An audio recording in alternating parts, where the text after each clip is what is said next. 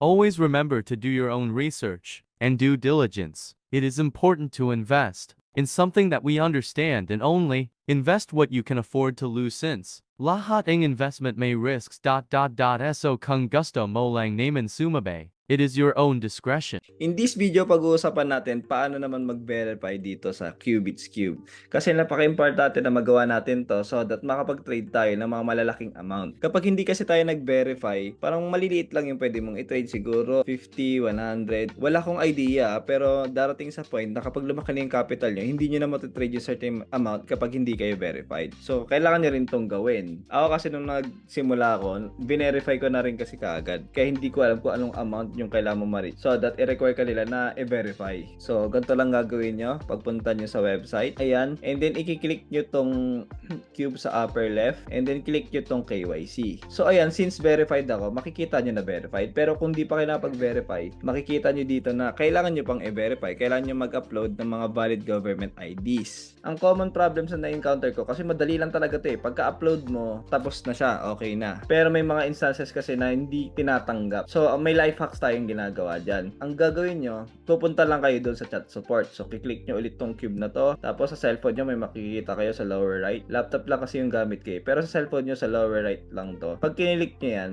ayan, pwede nyo i-chat talaga yung chat support. So, ang gagawin nyo, i-screenshot nyo lang yung hindi verified. Sabi natin, hindi tinanggap. Parang nagka-error. Screenshot nyo yon and then send nyo dito, and then send nyo yung ID nyo. So, ganun lang yung gagawin nyo for you to verify. Tsaka napakalaking talaga, tulong na itong chat support. So, ito kung may kita nyo or may error na nangyari. So, chinachat ko lang din dito. So, yan, magagamit yan ng maayos. So, ganun lang mag-verify, guys.